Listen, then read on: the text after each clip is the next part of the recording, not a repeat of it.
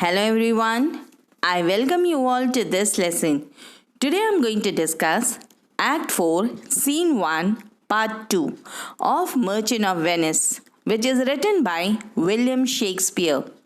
This scene takes place at Venice, a court of justice. So here I begin. And before that, let me ask you, have you subscribed to my channel? And if you haven't subscribed up till now, then please do. And watch the video till end. And press the like button if you have liked it. So let us start Act 4, Scene 1, Part 2. I had told you since this is a very lengthy scene, so I will be finishing it in 3 videos. So I had stopped in part 1 of my video at that juncture where the clerk is about to read Dr. Bellerio's letter to the court, to the people present in the court. Act 4, Scene 1. So the clerk reads the letter written by Dr. Bellerio. Your Grace will understand that at the receipt of your letter, I am very sick, but in the instant that your messenger came in loving Visitarian, where was with me a young doctor of Rome. His name is Balthazar. I acquainted him with the cause in controversy between the Jew and Antonio, the merchant. So this letter has been written by Dr. Bellerio to the Duke. There are 50% truth in it and 50% is not the truth. So what is the truth? Yes, Balthazar had visited him, but Balthazar is not the noted lawyer. Balthazar is Portia's messenger, who had gone from Belmont to Padua to take the notes and the garments which Portia has mentioned in her letter to her cousin Dr. Bellerio. So he is not the lawyer. There is really no lawyer. But here Portia comes in the disguise of a lawyer, so she has to take some male name. She can't come as Portia, the lawyer, and that is why Dr. Bellerio has mentioned the name of the messenger who had come, or rather Portia's messenger, or maybe he is the assistant Balthazar. So yes, there is half truth. Balthazar did visit Padua, had gone to Dr. Bellerio, but he was not the noted young lawyer from Rome. There was actually no lawyer only, but somehow it has to be made presentable. Otherwise, the Duke cannot allow anyone or everyone to fight such a serious case with such grave consequences. So that is why Bellerio writes that, when I received your letter, my lord, your messenger came with your letter. I was very sick, but at that moment I was also being visited by a young noted doctor from Rome, and his name is Balthazar. I acquainted him with the cause in controversy, so I let him know about the controversy between the Jew and the merchant Antonio. We turned over many books together. He is furnished with my opinion, which bettered with his own learning. So it means we consulted many books together. So he tells that he and the noted lawyer of Rome, both of them, they consulted many books together. This is a lie because there is no noted lawyer there.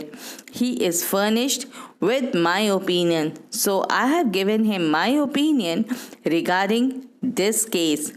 What is my opinion regarding this case? I have given him, I have furnished him with not only that, which bettered with his own learning, the greatness whereof I cannot enough command, comes with him at my importunities to fill up your grace's request in my stead.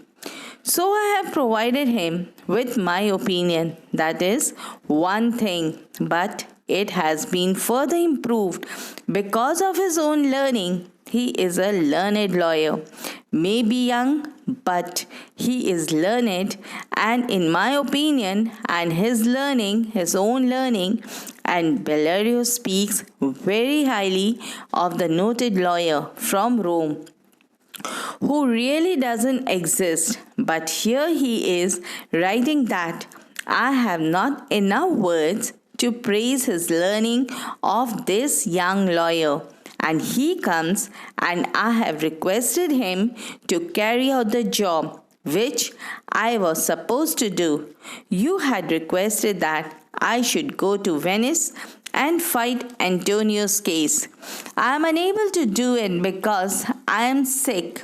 So he is going instead of me to fill your request, to listen to your request, to give heed to your request. He is going instead of me. I beseech you, let his lack of years be no impediment to let him lack a reverent estimation. So he is telling that I just request you, I plead with you that just because he is so young, don't let this be a reason to give him a high esteem, to stop giving him a high reverence. Many times it comes in our mind that just because he is so young, how much does he know? How will he fight such a difficult case? So please don't do that.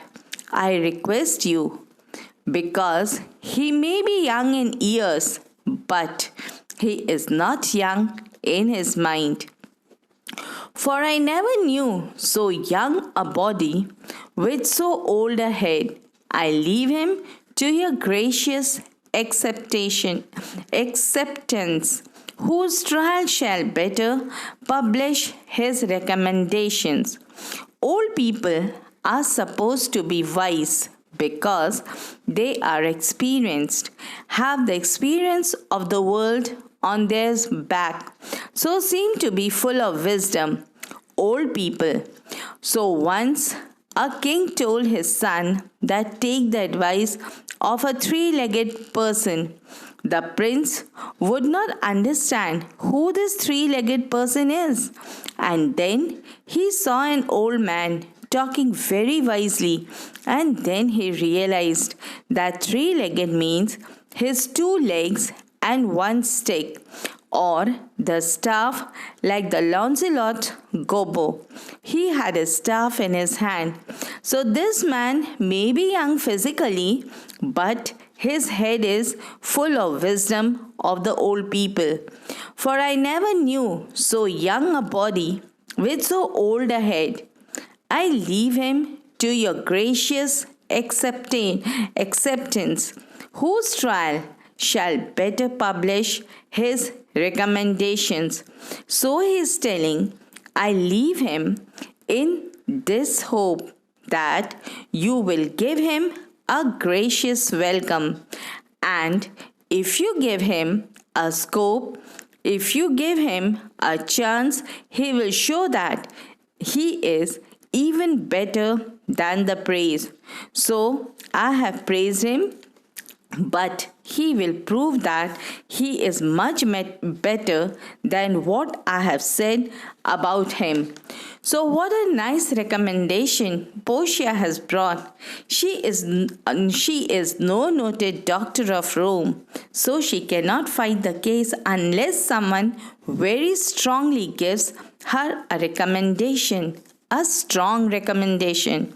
So with this strong recommendation, the Duke will certainly allow Portia to fight the case. Duke, you hear the learned Bellario. what he writes, and I take it. Is the doctor come? So he asks the court, he tells the court that, did you hear what the learned Dr. Valerio has said? And then he asks, is the doctor present? Has he come? And I assume that the doctor has come himself. So now the doctor will enter because some 2 or 3 had been sent to bring the doctor courteously to the court. Enter Portia dressed like a doctor of law. So Portia comes in the disguise of a lawyer. She has worn a garment she had asked from Dr. Valerio to provide her with, and now she has put on those dress with the lawyer, and she is here. Balthazar, the noted doctor of law from Rome. Give me your hand. Come you from old Valerio? So then the Duke shakes hand with Portia. Portia, give me your hand. So you have come from Valerio. Shakespeare had a habit of calling old Valerio, old Lancelot, old Sherlock. Portia, I did, my lord. So she says, I do, my lord. Yes, I am coming from Dr. Valerio. Duke, you are welcome. Take your place. Are you acquainted with the difference that hold this present question in the court? So Portia is being asked by the Duke. First, the Duke welcomes Portia and then tells her to take her place and also asks if Portia is aware of the reason for the controversy between the two. Are you acquainted with the case? Portia, I am informed thoroughly of the cause, which is the merchant here and which is the Jew. So she says, yes, I know of the case of the cause very well, which is the merchant here and which is the Jew. So immediately she starts her job. She shows the knowledge of her case. So she starts asking who is the merchant and which one is the Jew. Duke says Antonio and old Sherlock to stand forth, and he says Antonio and Sherlock both to come in front. Portia, is your name Sherlock? Sherlock, Sherlock is my name. So Sherlock feels that what will the young lawyer do? So he says, my name is Sherlock. Portia, of a strange nature is the suit of you follow. The case which you follow, or the case which you have brought in here, it is a very queer one. It is a very strange one. Yet, in such rule that the Venetians law cannot impugn you as you do proceed. But it is such a case that the Court of Venice cannot take any legal step against you for the course which you are following. The Court of Venice cannot take any legal action against you. He is demanding a pound of flesh. And yet, the Court of Venice cannot take any legal action against you. Then she turns to Antonio. You stand within his danger, do you not? She is asking Antonio this question. So, Antonio, you are in danger, aren't you? Antonio, yeah. So he says, yes, that is what he says. Portia, do you confess the bond?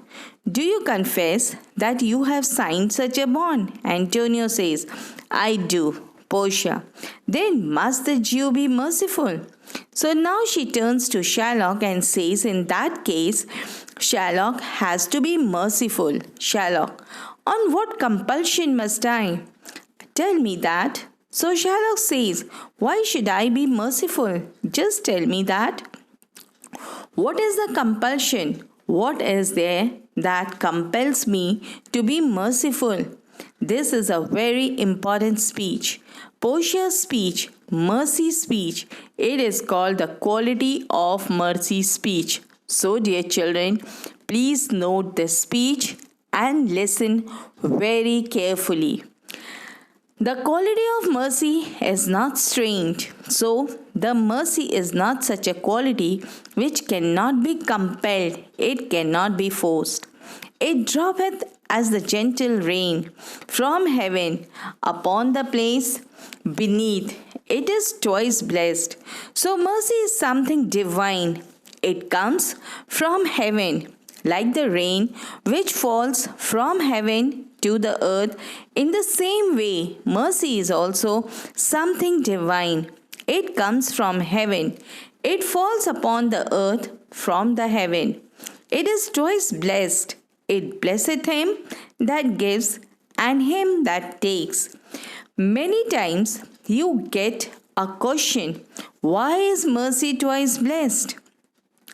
Mercy is twice blessed. It blesseth him that gives, and him that takes. That means the person who shows mercy, he is blessed, but the person who receives mercy, he is also blessed. That is, both the receiver and the giver are blessed. It is mightiest in the mightiest quality. That means it is the most powerful person. It is the most powerful quality. It becomes the throned monarch better than his crown. So a monarch sitting on a throne with a crown on his head, he looks so royal, so majestic, but if he has mercy, it makes him look much better. It does a better job than the crown does. The quality of mercy makes him look much more royal, much more regal.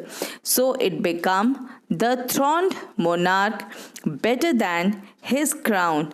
So it adorns the king much better than his crown. So the crown looks more majestic, but mercy is such a quality, it makes the king look much more royal. It adores the king in a better fashion. His scepter shows the force of temporal power, the attribute to awe and majesty, wherein doth sit the dread and fear of kings. So the scepter is the lot of authority which the king have in his hands. In Hindi we can call it as Rajdant. King has something in his hand which we call it as a scepter. So the scepter, it is the symbolic of the earthly power, that is the imperial power of the king. And this scepter is also makes the subject feel afraid of the king. So where is doth sit the dread and fear of king? So when the king has a scepter in his hand, people respect him out of fear. But mercy is above this scepter. Sway, it is enthroned in the hearts of king. It is an attribute to God himself. But mercy is much more than this earthly scepter. Scepter is the symbol of earthly power, but mercy is much above this earthly power. It is the divine quality. It is the noble quality which comes from heaven, which comes from God.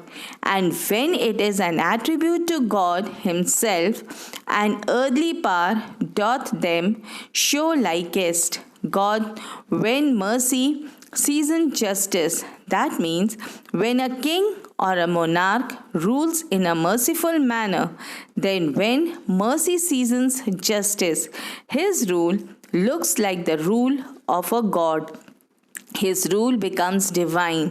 When a king rules in a merciful manner, see these lines, an earthly power, that means the power of the king, doth then show likest gods when mercy seasons justice.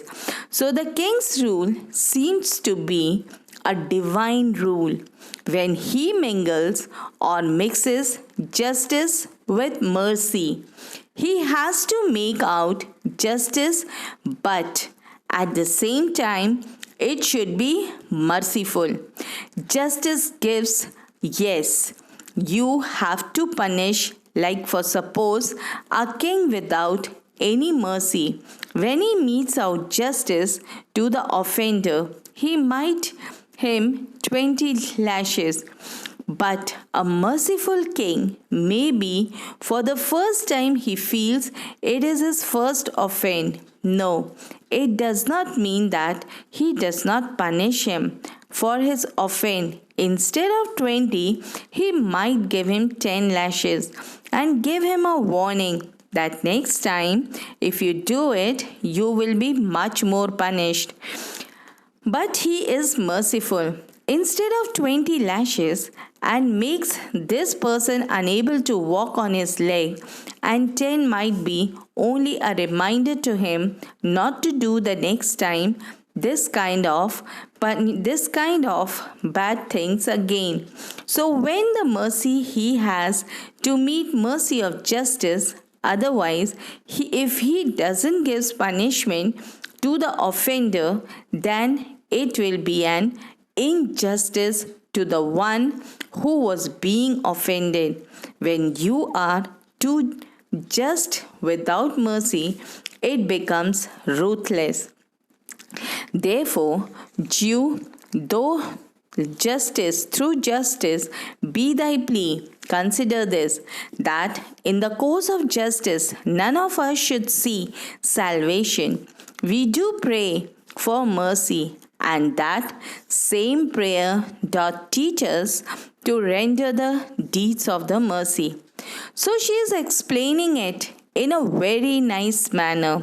So she is telling that though you are asking for justice, you are asking for your pound of flesh in the name of justice. But remember that we are all judged by God. And if God was very strictly just with us, then none of us would be saved. We are saved, we survived only because God gives us justice in a merciful manner. If he would have been down and straight, then none of us would have been saved. None of us would have survived. Since God mingles mercy with justice, that is why we are saved. We survived. So, we beg God to be merciful. Many times we know we have done something wrong. We have offended God. And when we are punished, we ask God to be merciful so that the punishment is reduced a bit. Had God been so strict with us and given us 100% justice, none of us would have been saved. So, we ask God to be merciful. In the same way, it should teach us to be merciful to others when they needed it. If I expect God to be merciful, I should also be merciful towards those who have expected from us. So we do pray for mercy, and that same prayer doth teach us all to render the deeds of mercy. That is why we should be merciful towards others. When we expect God to be merciful to us, I have spoke thus much. This is a wrong English. We always use spoke as a simple past tense. Independent verb have is always followed by a past participle.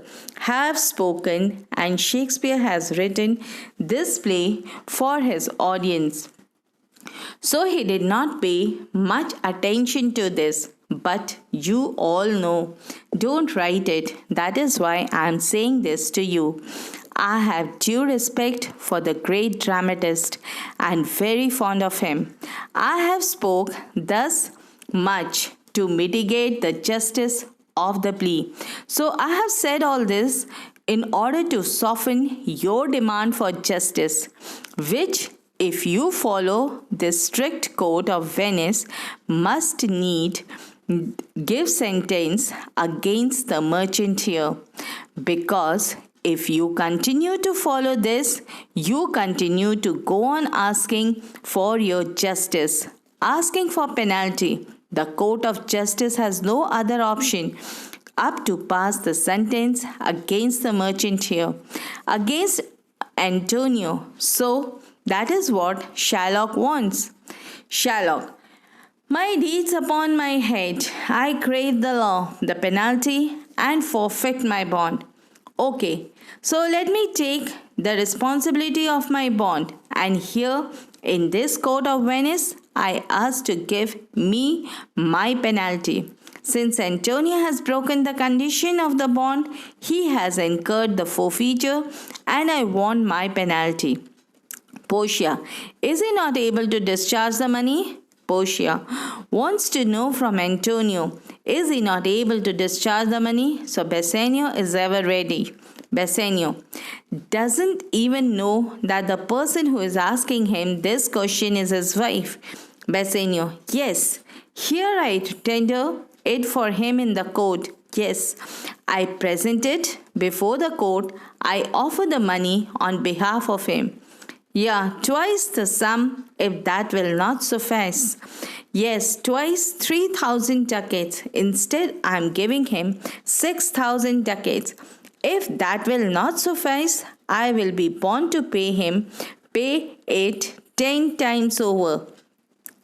If that is not sufficient, I will pay him 10 times, that is 30,000 ducats. 3 into 10. On forfeit, my hands, my head, my heart. And if I fail to pay 30,000 ducats, I am ready to forfeit my hands, my head, and my heart. If this will not suffice, if this is not sufficient, it must appear that malice bears down truth. And if this offer is not accepted, this offer is also rejected by him, that is Shylock, then it is clear that malice, his malicious spirit, is working against the truth. And I beseech you, he is telling Portia, rest once the law to your authority, to do a great right, to do little wrong, and curb this cruel devil of this will. So in that case, I request you to use your authority in this occasion to change the strict course of the law. Use your authority to change the course of the law, the strict course of the law, in order to do a great right, do a little wrong. So which is a little wrong? Deprive him of his penalty and do a great right. Which one? Save the life of the man. Which is more important? Saving the life of a man. That is the great right. In order to do a great right, do a little wrong. Which is the little wrong? Deprive this man of the penalty which he owes. And curb means check or control this cruel devil of his will, this cruel devil of his will.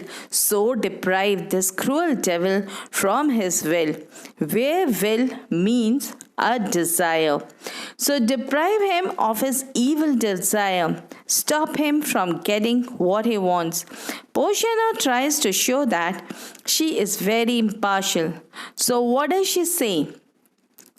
Portia: it must not be. There is no power in Venice can alter a decree established. It will be recorded for a precedent, and many an error by the same example will rush into the state. It cannot be. So Portia, she is trying to gain the confidence of Shylock. So she says, no, that is not possible. I cannot do that because no power in Venice can change the law, which is already established. A fixed law, a constant law, cannot be changed like that, because later, when similar cases come up, this case of Antonio will be quoted, as a precedent in the future cases, and many errors of this sort will come up, and people will not be afraid. They will not look, they will not do, or what we have to ensure that forfeiture, when Antonio has incurred the forfeiture, he was forgiven. He did not need to pay it. He did not require to pay it. So why should we be asked? And even their lawyer will fight this case. You must have seen many times in the movies, they say that this case is similar to what has happened in 1950 or 1967 or 1978. Similarly, similar case had come up in this case. This judgment was given. So we expect a similar judgment in the case of my client. So later, similar cases where they fail to pay the bond, paid to maintain the bond, keep the condition of the bond, or incur a penalty, they will now use this case of Antonio as a precedent. So this cannot happen. So Shylock is very pleased. Shylock. Daniel come to judgment. Yeah, Daniel. O wise young judge, now I do honor thee.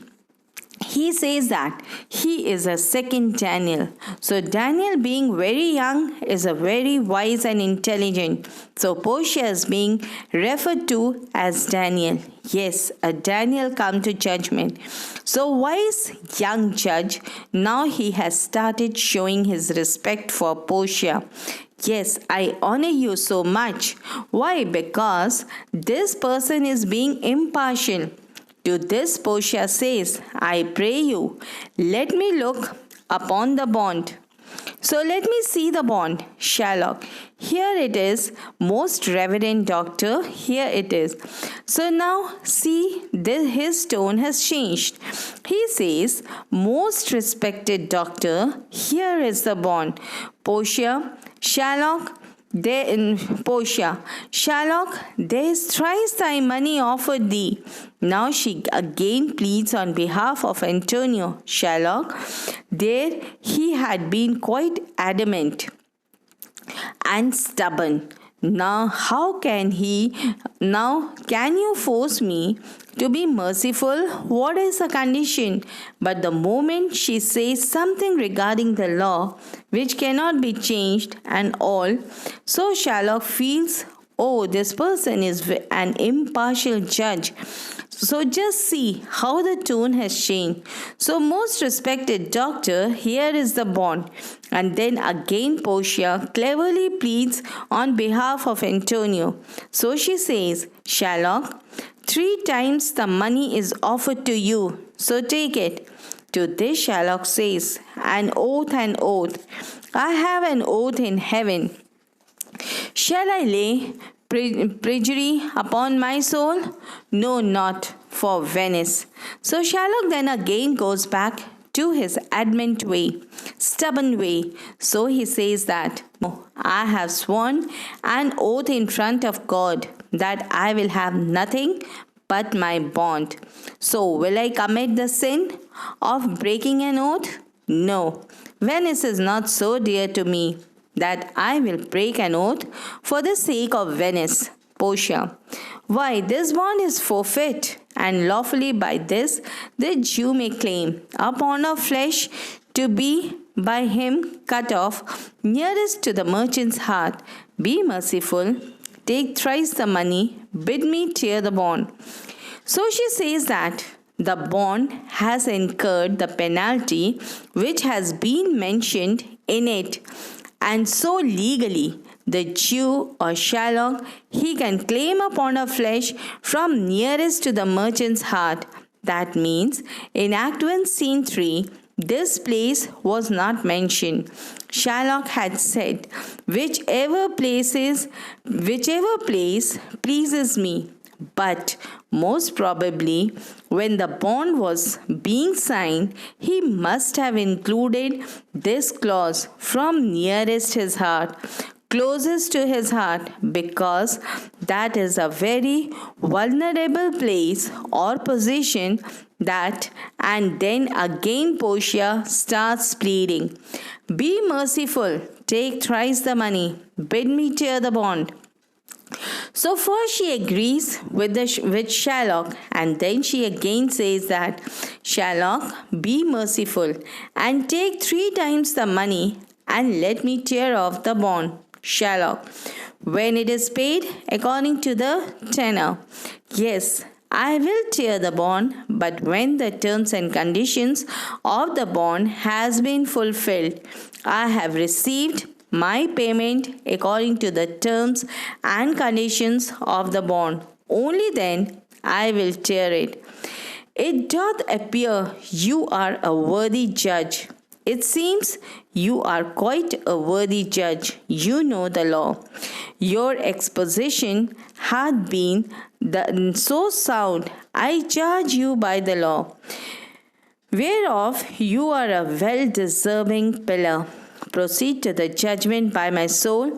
I swear there is no power in the tongue of a man to alter me. I stay here on my bond."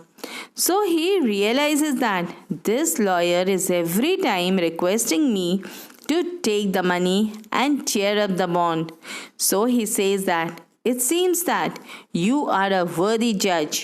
You know the law very well, and you are using your knowledge also in a very perfect manner. So I charge you in the name of law, of which you seem to be a very worthy member. Please carry out the judgment. Please proceed and execute the judgment. I swear nothing that can be said by a man will make me change my plans. I'm not going to change my plans, whatever anyone might say. I insist. I stay here on my bond. That means I insist on getting what is mentioned in the bond." Antonio, "Most heartily I do beseech the court to give the judgment." So Antonio has nearly got frustrated. Shylock going on demanding the pound of flesh, and others trying to reason with him, and he is adamant. So Antonio says, "Most heartily I do beseech the court to give the judgment." So court, please give the judgment. I agree with all my heart. With all my heart I request you to give the judgment. Portia, why then thus it is you must prepare your bosoms for his knife. So Portia says that if you want judgment should be given, then let it be so. Prepare yourself for his knife. So get ready. You must prepare your bosoms for his knife. Let him cut the pound of flesh from your bosoms. Shylock, "O noble judge, O excellent young man." So Shylock is very happy when Portia says, "Okay, get ready, make your bosoms ready." Bosoms is your chest or your breast. So get your chest ready for the knife of Shylock. Shylock is very happy and says, "O noble judge, O excellent judge, an excellent young man." Portia, "For the intent and purpose of law hath full relations to the penalty which here appeareth due to the bond." So Portia agrees, and she says that it is really so. The meaning and scope of this particular law covers such a penalty as has been incurred by Antonio according to the terms and conditions of the bond. Shylock, "It is very true. O wise and upright judge, how much more elder art and thou than the looks?" So Shylock says that it is really true. So wise and upright judge, you look much more mature than your age. You are so young, but your wisdom seems to be much more wiser, much more mature than your age. Portia, therefore, lay bare your bosoms. So Portia tells Antonio that lay your bosoms, uncover your bosoms, remove your garments, uncover your chest. Shylock, ah, his breast. So says the bond, doth it not, noble judge? Nearest his heart, those are the very words. So Shylock is very pleased and he says that it must be his breast. Doesn't the bond says that, noble judge? The exact words are nearest his heart. Portia, it is so. Are there balance here to weigh the flesh? So have you brought a scale or a balance or the weighing machine to weigh the pound of flesh? Shylock, I have them ready. So Shylock has already come well prepared with the knife, with the weighing machine and everything. He opens his cloak and takes them out. Now, see something very important coming. Portia, have you some surgeon Shylock on your charge to stop his wounds lest you do bleed to death? So Shylock, please arrange for a doctor at your own expense to stop the blood from flowing from his wounds. Otherwise, he might bleed to death. So that he does not bleed to death, why don't you appoint a doctor? Shylock, is it nominated in the bond? So is it so mentioned in the bond? Portia, it is not so expressed, but what of that? If it were good, you do much more for charity. So Portia says, that is not mentioned in the bond. So what? Out of charity, you can do it, as if Shylock wants to be charitable with Antonio. Portia is letting him fall into the trap of which he is unaware. Shylock, I cannot find it. It is not in the bond. So he goes on browsing, pretending that this is not written in the bond, that I have to arrange for a surgeon, so I will do whatever is written in the bond. But what is not written in the bond, I'm not going to do that. Portia, you merchant, have you anything to say? Now Portia tells to Antonio, do you have anything to say? Antonio, but little. I am armed and well prepared. No, don't have to say much. I am armed and well prepared. Where armed means I am armed with spiritual strength, not with any weapon. My biggest weapon is my spiritual weapon. I am well prepared to receive the knife. Give me your hand, Bassanio. Fare you well. So he bids goodbye to his friend Bassanio, shaking hands with him. Grieve not that I am fallen to this for you. Don't feel sad that I am here because of you. I am in such a condition because of you. Don't feel bad. Don't feel sad on account of it. For herein fortune shows herself more bent than in her custom.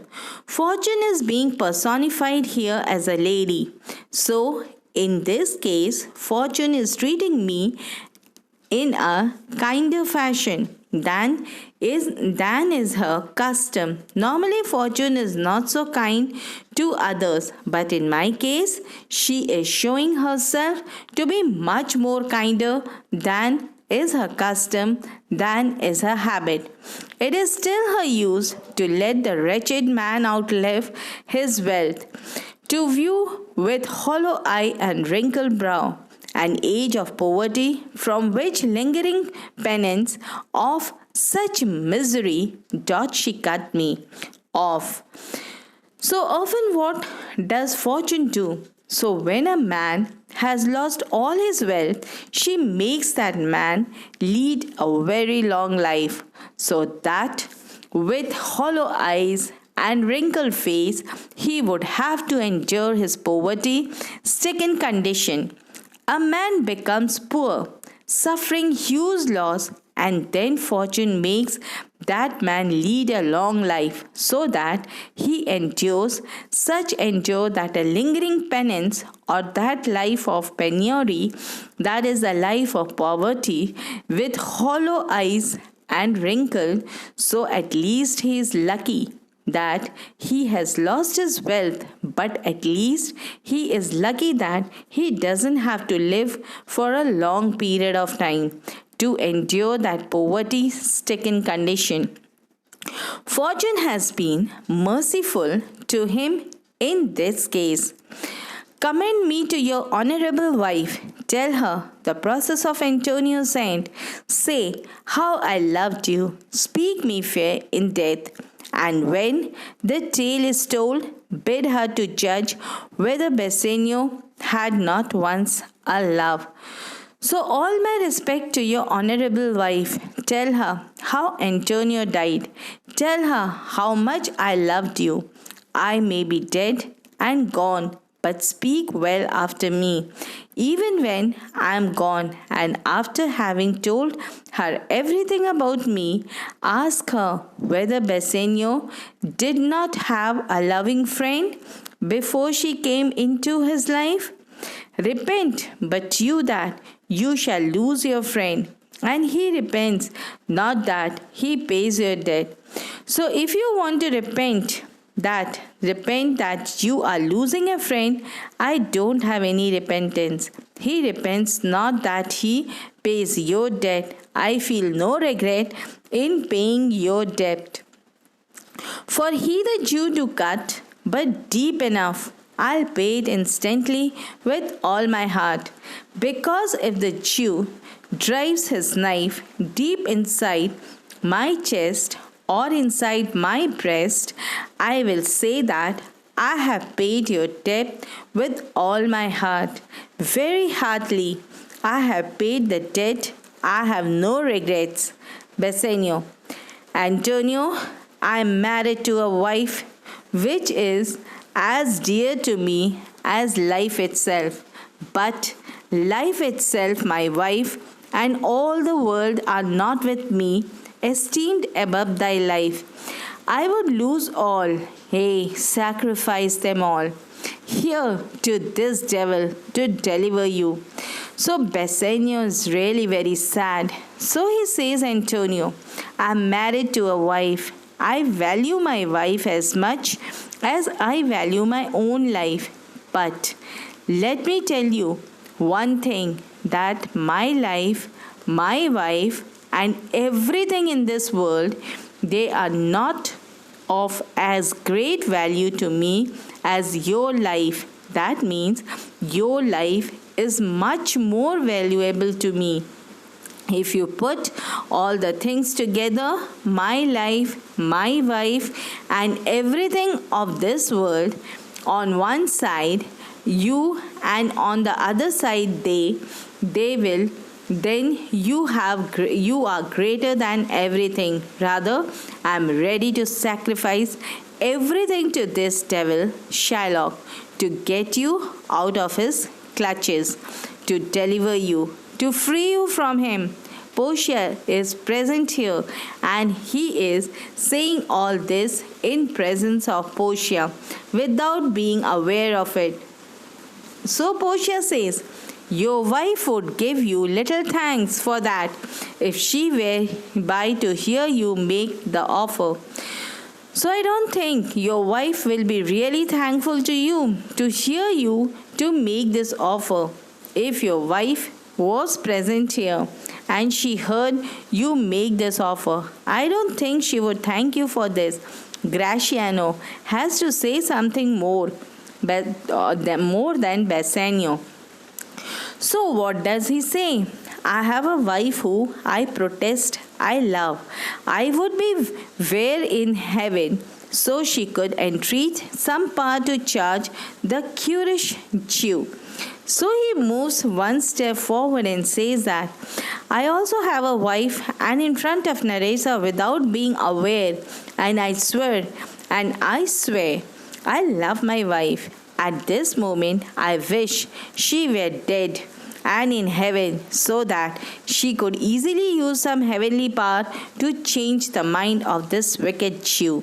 Narrator: It is well you offered to behind her back the wish would make else a unique an unquiet house. So Naresa also, like Portia, says, it is good that you are making these offers in absence of your wife, because had you made this offer in presence of her, in her presence, it would have given a rise to discord in your household. Shylock has been watching this proceeding. He says, Shylock, these be the Christian husbands. I have a daughter. It would be in the Shylock's Barbarous had been our husband rather than a Christian. See the example of Christian's husband.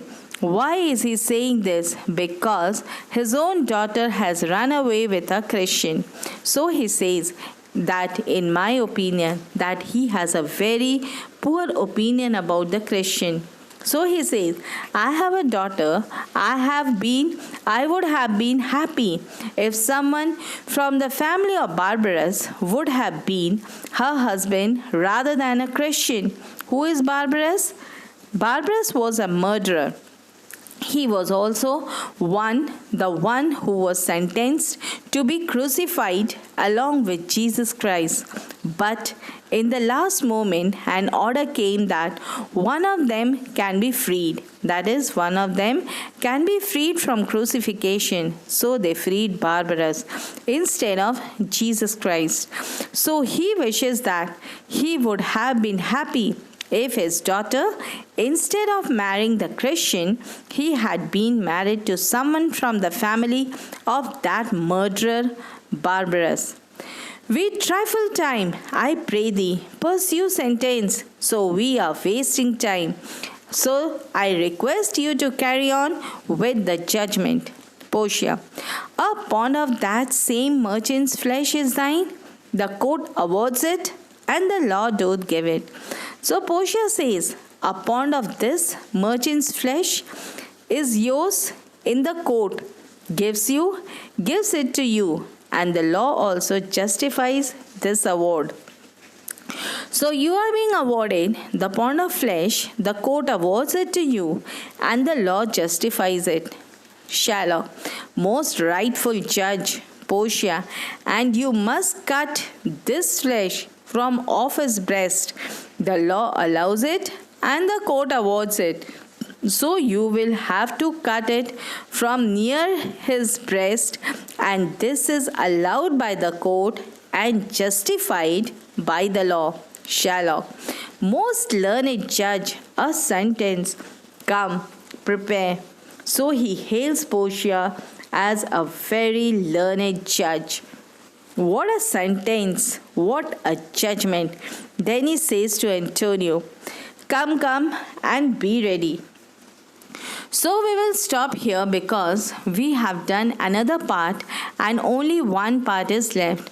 So in next class, in next video, we will continue with the third part, and I'll finish off with the lengthiest scene of Merchant of Venice and the most important scene, of course.